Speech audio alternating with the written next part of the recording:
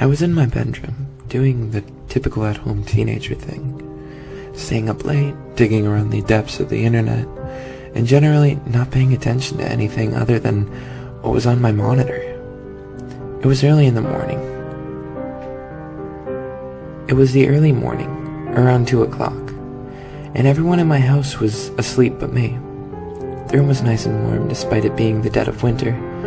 Since we had the windows replaced last week, we had been losing heat, especially in my bedroom, through some old storm windows, but the bitter cold was now kept outside. I don't remember what I was doing.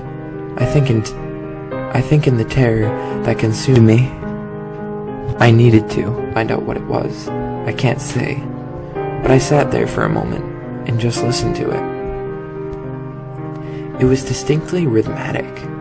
Thump, thump, thump. It only lasted 15 seconds or so, and then stopped. I shuddered, but shrugged it off, and after spending another hour or two browsing and consciously not looking towards the window, turned my computer off and fell into an uneasy but uneventful sleep.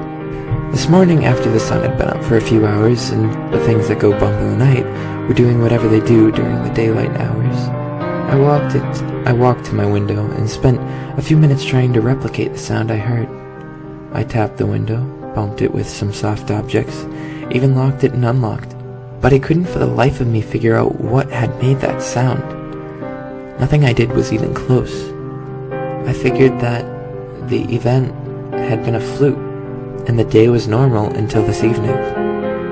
My dad arrived home from work at the usual time and decided the house was too stuffy, so he came into my room and went to open the window. We're in Texas, so winter evenings are sometimes very comfortable, as was the case today. Never in my life before that moment have I genuinely wished to be deaf. My dad forgot to unlock the window before trying to open it, and when he pulled up, it produced the same noise I heard last night. My window only has handles on the inside.